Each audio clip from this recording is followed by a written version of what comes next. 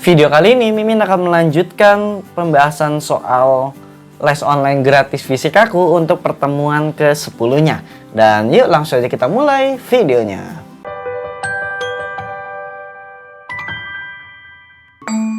Oke, kita masuk ke soal nomor 91 ya. Seperti udah Mimin sebutkan, kalau video kali ini berlanjutan dengan video sebelumnya. Jadi kalau bisa teman-teman nonton video sebelumnya dulu, pertemuan sebelumnya. Oke, langsung kita bahas nomor 91. Sebuah lift bergerak ke atas dengan percepatan 2 meter per second. Kemudian bola dilepaskan 1,2 meter di atas lantai lift tersebut. Oke, jadi intinya ada sebuah lift nih. Ternyata bergerak ke atas dengan percepatan 2 meter per second. Bola dijatuhkan ke bawah dengan jarak 1,2 meter. Dan kita tahu gravitasi itu arahnya ke bawah gitu kan. Oke ya. Maka waktu yang diperlukan bola itu berapa sehingga bisa nyampe ke lantai dasar liftnya itu. Berarti kita bisa langsung aja masukin ke rumus T sama dengan akar 2H per G. Tahu ya rumus akar 2H per G, kalau teman-teman udah nonton di part sebelumnya, di pertemuan sebelumnya pasti udah terbiasa dengan rumus ini. Kita masukin akar 2 dikali H-nya itu 1,2. Pernah. Di sini G-nya kan kalau biasanya itu kan cuma di tanah doang ya dijatuhin. Tapi kalau di sini ada di lift, di mana liftnya itu ke atas. Kalau kita logikanya gini, kalau liftnya ke atas, gravitasinya ke bawah, berarti kan si bolanya itu lebih cepat nyampe gitu kan. Maka gravitasinya itu kita tambahkan dengan percepatan dari liftnya. Jadi walaupun berlawanan arah, tapi kan kalau di dalam kita tinjau di liftnya itu kan ketika liftnya ke atas berarti kan lebih cepat dong nyampenya, atau bisa dibilang kayak percepatan itu seakan-akan bertambah. Makanya di sini kita tuliskan 2 ditambah 10 gravitasinya, jadi akar 2,4 per 12, maka jawaban akar 0,2. Jadi nanti di opsi jawabannya teman-teman tinggal pilih yang B, 0,2 second seperti itu ya. Jadi intinya jangan terkecoh gitu ya. Oke, jadi kalau misalkan liftnya itu nanti bergerak ke bawah, gravitasinya ke bawah, berarti nanti baru dikurang. Jadi kayak kebalikannya. Jadi jangan terkecoh sama yang tadi Mimin sebutkan. Jangan terkecoh sama arahnya. Walaupun arahnya berlawanan, khusus di soal ini itu ditambah. Next, nomor 92. Sebuah bola bermasa 0,2 kg diikat dengan tali sepanjang 0,5 meter, kemudian diputar sehingga melakukan gerak melingkar beraturan dalam bidang vertikal. Oke, berarti muter gini ya. Oke, jadi ini ada sebuah bola diikatkan, dia muter gitu ya. Masanya itu adalah 0,2 kg. Dan panjang itu 0,5 meter. Kelajuan, jika mencapai titik terendah, bola kelajuannya itu 5 meter per second. Titik terendah berarti kebetulan yang Mimin gambar, yaitu di paling bawah. Berarti kita tinjau dulu ya, karena yang ditanya tegangan talinya itu pada saat itu besarannya berapa. Kita tinjau, benda ke bawah berarti W. Tegangan tali ke arah pusat lingkarannya itu berarti T. Berarti kita bisa bilang kalau di sini sigma F-nya ini kan biasanya M dikali A ya, tapi di sini A-nya itu adalah A sentripetal. Berarti kita bisa langsung tuliskan M dikali V kuadrat per R. Kenapa Min? Karena di sini kan tadi melingkar, bukan lurus. Kalau lurus M kali A biasa, tapi kalau melingkar M dikali A sentripetal, yaitu V kuadrat per R. Sigma F-nya itu berarti kan karena di sini T sama W-nya itu berlawanan, berarti kita tulisnya itu T min W sama dengan M V kuadrat per R. Masukin deh, T sama dengan mv kuadrat per R ditambah mg. Kita masukin, M-nya itu tadi berapa? 0,2 dikali 5 kuadrat per R-nya itu 0,5 ditambah 0,2 dikali 10. Berarti T-nya itu didapatkan 0,25 50 berarti 10 plus 2, maka didapatkan tegangan talinya itu 12 Newton. Maka nanti teman-teman jawabannya itu adalah yang D, seperti itu. Bisa lah ya. Next ke nomor 93. Partikel A yang bergerak dengan kecepatan awal V0 menumbuk lenting sempurna partikel B yang sedang diam sehingga partikel A terpental dalam arah V dan partikel B terpental dalam arah theta.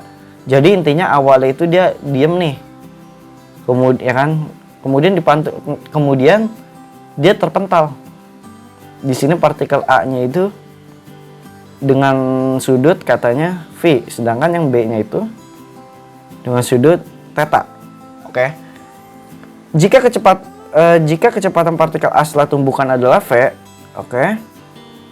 Maka di sini ditanya tan theta-nya itu berapa ya ketika partikel itu udah bertumbukan. Berarti di sini kita harus ninjau. Kalau biasanya kita ninjau itu terhadap sumbu X-nya aja kan. Kalau sekarang ada sumbu X sama sumbu Y.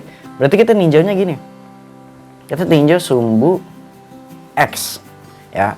Sumbu X-nya itu berarti awalnya itu kan sama V. Udah kita tuliskan dulu deh. MAVA ditambah MBVB sama dengan MAVA aksen tambah MBVB aksen. MAVA di sini MA-nya itu bergerak dengan kecepatan V0 dan masanya itu dikatakan sama, berarti M itu kita coret semua. Sisa V0 ditambah 0 karena kan di sini mula-mula bendanya itu diam. Sama dengan di sini VA-nya itu adalah V doang kan katanya. VA aksennya itu V. Tapi di sini jangan lupa dikali cos theta. Cos theta, cos V. Karena di sini nih, lihat yang di sini. Di sini kan dia arahnya itu membentuk sudut, berarti kita emang harus uraikan ke sumbu X karena kan tadi kita nyarinya itu di sumbu X. Maka sama yang ininya juga, di sininya itu menjadi VB aksen cos theta. Berarti di sini kita bisa tuliskan VB aksen cos theta sama dengan V0 min V cos V. Kenapa harus VB aksen cos theta-nya? Karena kan tadi kita nyarinya itu tan theta. Berarti yang theta-tetanya itu kita pindahkan ke kiri untuk lebih gampangnya nanti ke depannya. Next ke sumbu Y-nya. Sama kayak tadi sumbu Y, tapi bedanya di sini kita ninjaunya itu terhadap ya sumbu Y-nya itu. Kalau di awal itu kan bendanya itu bergerak ke sumbu X semua, berarti yang di sumbu Y-nya itu awal-awal 0. Maka 0 sama dengan, nah baru dia di sini masukin V. Di sini kita pakai sin sekarang. Karena kan dia Y-nya. Berarti kita pakainya sin V-nya ya. Sedangkan untuk VB-nya karena di sini arahnya itu ke bawah ya, karena kan tadi terpecah ke atas sama ke bawah. Yang di sini nih sumbu B-nya nih. Ya kan ke bawah. Makanya di sini kita nulisnya minus VB aksen sin theta. Jadinya kita bisa tuliskan VB aksen sin theta sama dengan V sin V. Paham ya maksudnya? Nah, karena di sini yang ditanya itu adalah tan si theta-nya, berarti kita masukin aja. Kita bandingkan biar dapat nilai sinnya. Maksudnya gimana? Jadinya gini. VB aksen sin theta per VB aksen cos theta. Jadi ngikutin aja. V sin V per V0 min V cos V. Ini kan coret, ini jadi tan theta. Ya udah, berarti tan theta-nya itu ini. Ntar Mimin tulisin dulu. Cos V, ya kan? Jadinya ya nanti jawabannya itu yang B. Seperti itu. Cukup simpel ya. Jadi kalau misalnya nanti ketemu soal itu dalam bentuk angka, ya berarti tinggal dimasukin aja. Tapi karena di sini suruh nyari nilai tan theta-nya berapa, berarti kita harus bikin sebelah kiri itu theta-nya berapa. Oke? Next, nomor 94. Kecepatan partikel bergerak selaras dengan kecepatan sudut theta V pi rad per second. Amplitudenya 1 meter. Saat mulai bergerak, simpangan partikel ini 0,5 meter. 0,5 meter dan kecepatannya itu 0,5 akar 3 pi meter per second. Maka sudut fase awal getaran partikel ini adalah berapa gitu kan. Nah di sini sebenarnya kita masukin ke rumus yang tentang simpangan gelombang. Bedanya di sini kita harus ngitung fasenya. Kan kalau biasanya teman-teman ngerjain itu dalam nyari simpangannya berapa. Kalau di sini sudah nyari fasenya. Jadi sebenarnya konsepnya sih sama. Rumus Y itu apa? Kan A sin theta kan. Dimana tetanya itu adalah sudut fasenya itu. Y-nya itu kita masukin 0,5 sama dengan 1 sin theta. Maka didapatkan sin tetanya itu 0,5. Maka tetanya itu didapatkan 30 derajat atau 150 derajat kan. Karena kan nilai theta yang bernilai 0,5 itu 30 atau enggak 150 derajat. Udah nih, kemudian untuk nyocokinnya, kita hitung pakai yang V-nya. Kalau teman-teman masih ingat, V itu kan turunan pertama dari Y. Berarti kan, kalau kita tuliskan, bentar. Ya. A omega cos theta. Ingat ya, di rumus V itu A omega cos theta. Berarti kita tinggal masukin aja. V-nya itu adalah 0,5 akar 3 sama dengan A-nya itu 1 dikali omeganya itu 0,5 omeganya itu pi doang. Ini ada pi-nya. Cos theta. Pi-nya kita coret. Berarti kan cos theta sama aja 0,5 akar 3 atau setengah akar 3. Berarti kan theta itu didapatkan 30 kan. Dan di sini tadi kita udah lihat di sini 30. Di sini juga 30. Berarti ya udah nanti jawabannya 30 kayak gitu. Jadi untuk yang Y sama V-nya itu dipakai untuk nyocokin apakah benar nih kalau simpangan awal itu 30 atau bukan. Berarti nanti 94 kita pilih nih 30-nya ini kalau kita ubah ke pi berarti kan pi per 6. Karena kan pi itu 180. Kalau dibagi 6 berarti 30 kan. Berarti ya udah nanti jawabannya itu adalah yang C. Seperti itu. Bisa ya? Next ke nomor 95. Pada bola perak berjari-jari 50 cm terdapat bayangan tiang bendera. Oke. Bola perak kan berarti bentuknya kan kayak gini ya.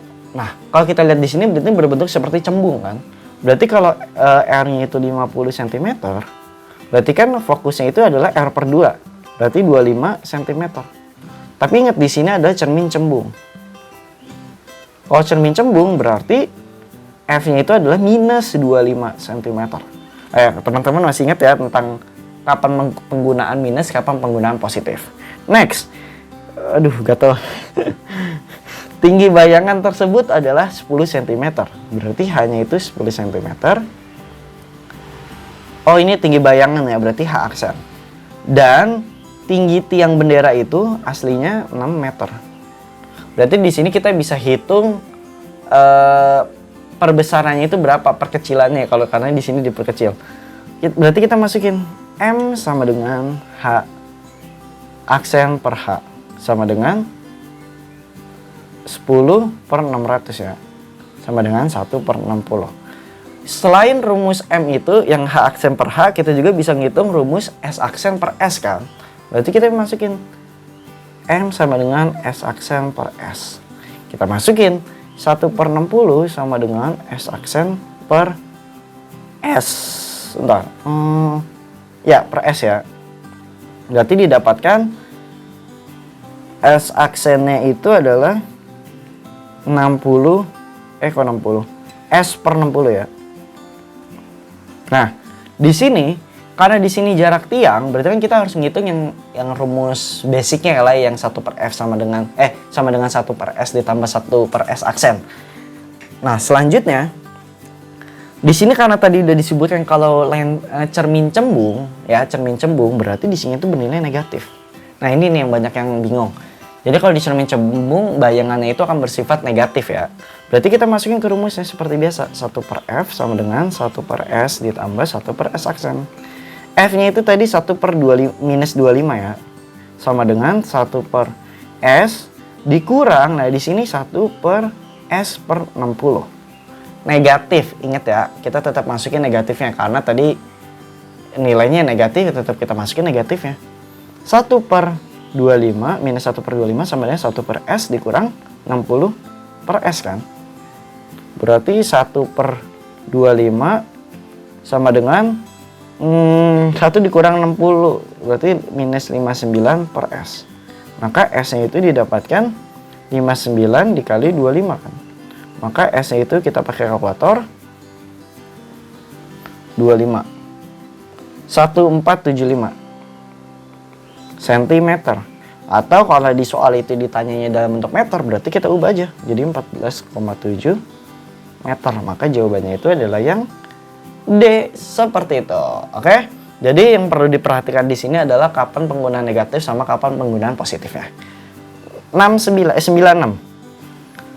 2 buah plat metal bermuatan positif, negatif dan positif memiliki luas penampang 5 meter persegi. Dengan jumlah total muatannya itu adalah jumlah total muatan, berarti Q-nya ya 3,54 kali 10 pangkat minus 6. Dan kedua plat tersebut berada di dalam bahan yang memiliki permitivitas relatif, yaitu K-nya itu 2.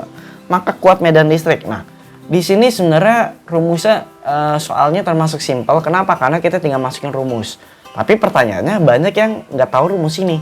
Jadi ada rumus medan listrik itu, yaitu yang ditanya di soal ya, itu rumusnya itu Q per epsilon A 0 kali A. Itu rumusnya emang rumusnya kayak gitu ya. Nah tapi permasalahannya itu banyak yang belum tahu rumus ini. Jadi teman-teman yang udah nonton ini harusnya nanti ke depannya kalau ketemu soal kayak gini tahu ya rumus soal ini. Nah karena di sini ada mediumnya itu, permitivitas mediumnya itu, relatif mediumnya itu, berarti di sini ada K-nya gitu. Masukin deh 3,54 dikali 10 pangkat minus 6 per 2 dikali, nah epsilon 0 itu permitivitas relatifnya itu pada ruang hampa nilainya 8,85 kali 10 pangkat minus 12. Min itu dapat dari mana? Itu udah tetapan dari sananya, jadi emang harus dihafal. Dikali A-nya itu 5. Kita hitung pakai kalkulator biar cepat. 3,54 bagi 2 bagi 8,85 kurang 5. Oke, didapatkan 0,04 dikali 10 pangkat minus 4. Atau kalau kita dijadiin mikro, jadi kan 4 kali 10 pangkat minus 6 Newton per kolom. Jadinya E-nya itu adalah 4 mikro Newton per kolom. Maka jawabannya itu adalah yang C, seperti itu. Jadi ya kayak begini aja sih ya. Next ke nomor 97. Oke, daya yang disimpan pada resistor R3 adalah. Oke, seperti biasa kalau kita menghitung daya atau arus gitu, selalu yang kita hitungnya itu adalah pertama nyari rangkaian totalnya itu berapa. Berarti kita bisa hitung rangkaian total itu menggunakan R paralel. Berarti 1 per RP sama dengan 1 per 12, 1 per 6, 1 per 4. Harusnya teman-teman yang mencari rangkaian total ini udah bisa ya, karena ini udah sering banget kita bahas di pertemuan-pertemuan sebelumnya. Kita samakan 12, 1, 2, 3. Jadi RP-nya itu adalah 12 per 6 sama dengan 2 ohm. Berarti R totalnya itu adalah 2 ohm ya kan. Sekarang kita menghitung arusnya dulu. I sama dengan V per, karena di sini R-nya itu ada R hambatan dalam, berarti kita ditambahkan dengan hambatan dalamnya itu. Masukin deh. 1,5 per 2 ditambah 1. Berarti 0,5 ampere. Berarti I-nya itu adalah 0,5 ampere kan. Sedangkan yang ditanya itu adalah daya di R3. Sedangkan R3-nya itu adalah ada di dalam paralel. Paham ya maksudnya ya? Jadi sebenarnya kita bisa langsung aja masukin rumus yang P sama dengan bentar, wait. Kita nyari V di paralelnya dulu. Min, untuk apa sih nyari V di paralel? Kenapa? Karena kalau di paralel berarti R1, R2, R3-nya itu akan bernilai sama. Karena paralel itu kan V-nya itu sama. Makanya kita harus ngitung V paralelnya dulu untuk lebih memudahkan di perhitungan ke depannya. Berarti kan tadi R paralelnya itu berarti I dikali R paralel kan. 2 dikali 0,5 sama dengan 1 volt. Ya udah kita masukin DP di R3. V kuadrat per R. Nah ini nih V yang di sini kita pakai untuk mencari dayanya. Min, emang kok pakainya V paralel? Iya, yang tadi udah Mimin sebutkan. Jadi kalau di paralel maka R1, R2, R3 dia nilai V-nya itu sama. Makanya di sini kita bisa tuliskan 1 kuadrat per 2. Ya, berarti kok per 2? 1 V kuadrat R-nya itu R-nya kok 2? R itu 4 ya. Karena di sini R3-nya itu adalah 4. Makanya didapatkan 0,25 watt. Maka jawabannya itu adalah yang A kayak gitu. Kecepatan nggak sih ngejelasinnya? Kalau emang kecepatan, kalau emang ada yang mau ditanyakan itu bisa langsungnya tanya di live chat kalau teman-teman yang nonton secara Premiere. Tapi kalau secara pengulangan gitu bisa langsung aja tanya di kolom komentar. Next, nomor 98. Sebuah benda berada pada keadaan seimbang pada titik A. Benda tersebut disimpangkan ke kiri sampai ke titik C sejauh R, kemudian dilepaskan. Jika pada titik B benda tersebut memiliki energi kinetik 3/4 kalinya, 3/4 kalinya, oke, berarti energi kinetik di B itu adalah 3/4 kali energi kinetik di A. Dan benda tersebut berada di sebelah kanan titik, oke, maka kecepatan di titik B adalah, kecepatan di titik B itu adalah, berapa kalinya kecepatan di titik A, kayak gitu ya. Ini kalau dilihat soalnya panjang, tapi ternyata pas dilihat di pertanyaan itu malah cuma suruh nyari V-nya doang gitu kan. Berarti kita menghitung dulu. EK itu kan rumusnya itu adalah setengah M V kuadrat gitu kan. Berarti kita bisa dibilang kalau EK itu berbanding lurus dengan V kuadrat. Berarti kita masukin EKA per EKB sama dengan VA kuadrat per VB kuadrat.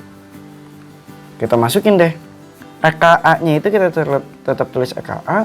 EKB-nya itu ada 3/4 EKA sama dengan VA. VA-nya itu ya VA aja karena kan yang ditanya itu perbandingannya. Kuadrat. Berarti kita balik karena kan di sini kebalikannya ya, berarti 4/3, bentar. EKB-nya ya benar. Berarti 4/3 sama dengan VA kuadrat per VB kuadrat. Karena ditanya itu adalah VB-nya, maka VB kuadrat sama dengan 3/4 VA kuadrat. Kita pindah kuadratnya. Jadinya 3/2 VA. Udah. Berarti nanti jawabannya itu adalah yang A, seperti itu. Bisa lah ya. Jadi intinya di sini kalau EK itu adalah berbanding lurus kuadrat dengan V-nya itu. Next, nomor 99. Oke, Mimin nggak tahu ya kenapa di pertemuan-pertemuan ini dari awal nyampe ke sekarang ini ternyata durasinya semakin lama semakin singkat ya, atau mungkin emang Mimin ngambil soalnya itu emang yang simpel-simpelnya kali ya, jadi pembahasannya itu lebih gampang dibandingkan untuk di pertemuan pertama dan seterusnya, atau mungkin karena yang nonton sedikit kali ya, jadi Mimin males bikin video kalau panjang-panjang. Oke, nomor 99. Salah satu contoh gerak di bawah ini memiliki percepatan 0. Oke, percepatan 0. Percepatan 0 itu kan sama aja dia memiliki gerak lurus beraturan, GLB aja bukan GLBB. Berarti jawabannya itu adalah yang, coba kita lihat yang A. Sebuah benda yang bergerak dengan kecepatan tetap sepanjang waktu. Ya udah, berarti benar A. Kenapa tetap? Karena kan VT itu kan rumusnya V0 plus AT. Kalau A-nya itu 0 kan berarti dia nggak ada. Berarti nilai VT-nya itu akan sama dengan V0-nya. Berarti tetap konstan sepanjang waktu. Kita lihat yang B. Sebuah benda yang bergerak melingkar beraturan dipercepat. Berarti salah. Kemudian diperlambat, salah. Sebuah benda yang dijatuhkan ke dalam cairan kental. Nah, kalau di dalam cairan kental itu ada yang namanya gaya gesek cairannya, fluidanya itu. Maka ada perlambatan, salah. Yang E, pegas bergerak bergerak dengan teratur. Di sini sebenarnya enggak juga nih, karena apa? Karena kan di pegas itu dia ada percepatan kan ya. Jadi ada posisi di mana dia akan cepat, di mana akan lambat, cepat lambat. Jadi dia bukan termasuk ke GLB. Maka jawabannya itu adalah yang A. Next, nomor 100. Balok A beratnya 100 Newton diikat dengan tali. Oke, balok B beratnya 500 Newton. Oke, berarti kita bikin gambarnya di sini aja ya.